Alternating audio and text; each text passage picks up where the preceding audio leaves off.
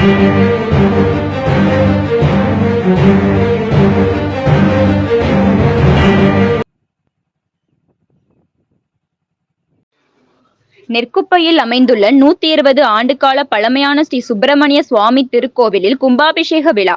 பல்லாயிரக்கணக்கானோர் பங்கேற்பு. சிவகங்கை மாவட்டம் திருப்பத்தூர் அருகே நெற்குப்பையில் உள்ள 120 ஆண்டுகால பழமையான ஸ்ரீ சுப்பிரமணிய சுவாமி திருக்கோவிலில் கும்பாபிஷேக விழா பிரம்மாண்டமாக நடைபெற்றது. இந்த கும்பாபிஷேகத்திற்காக கடந்த சில வருடங்களாக பராமரிப்பு பணிகள் நடைபெற்றது.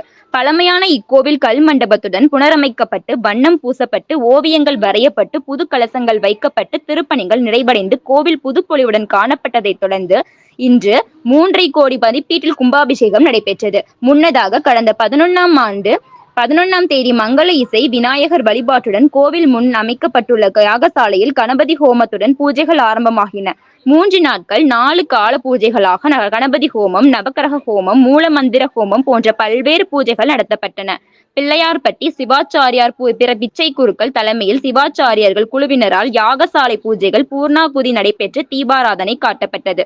பின்பு யாகசாலையில் இருந்து புனித நீர் கலசம் சுமந்து வந்த விழா குழுவினர் மற்றும் சிவாச்சாரியார்கள் கோவிலை சுற்றி வலம் வந்து கோபுர விமானத்திற்கு கொண்டு சென்று மூலவர் கோபுரம், ராஜகோபுரம், பரிவார தெய்வங்களின் கோபுரங்களுக்கு சிவஸ்ரீ பிச்சை குருக்கள் தலைமையில் சிவாச்சாரியர்களால் புனித நீர் ஊற்றப்பட்டு மகா கும்பாபிஷேகம் நடத்தி வைத்தனர்.